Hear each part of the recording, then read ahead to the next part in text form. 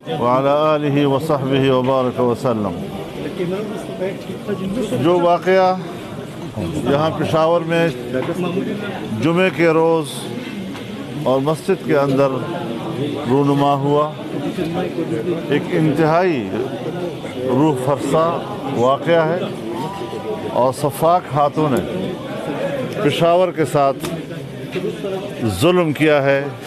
یہاں خون کی ہولی کھیلی گئی ہے، اور ایک پرامن شہر جہاں باہمی اخوت کا ایک مظاہرہ ہو رہا تھا، اور ایک عرصے سے جو یہاں پر کسی زمانے میں کچھ لوگ فسادات کے ذمہ دار تھے وہ ناکام ہو گئے تھے، اور پھر سے ایک محبتوں کا ماحول اس شہر میں اسٹیبلش ہو گیا تھا، مستحکم ہوا۔ آج اسے پھر پارا پارا کرنے کی کوشش کی گئی ہے۔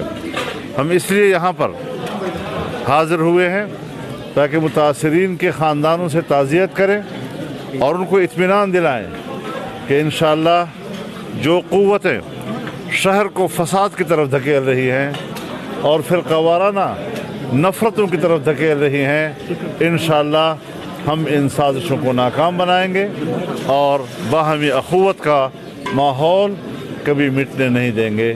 اللہ تعالی ہماری مدد فرمائے، اور جو لوگ متاثر ہوئے ہیں اللہ رب العزت ان کو صبر جمیل عطا فرمائے۔ مولانا صاحب یہ بتائیں کہ افغان صورتحال کے بعد ہم نے دیکھا کہ خیبر پختونخوا اور قبائلی علاقوں میں پھر سے حملے ہو رہے ہیں، اور جو ملک دشمن عناصر ہیں وہ پھر سے سر اٹھا رہے ہیں، تو کیا کہنا چاہیں گے؟ دیکھیے، ہمیں بہرحال اپنے ان اداروں سے سوال کرنے کا حق حاصل ہے کہ جنہوں نے پورے صوبے میں سال ہر سال تک آپریشنز کیے، اس لیے کیے کہ دہشت گردوں کا خاتمہ کیا جائے اور قوم کو امن و امان دیا جائے، لیکن آج ہم کیا تبصرہ کریں؟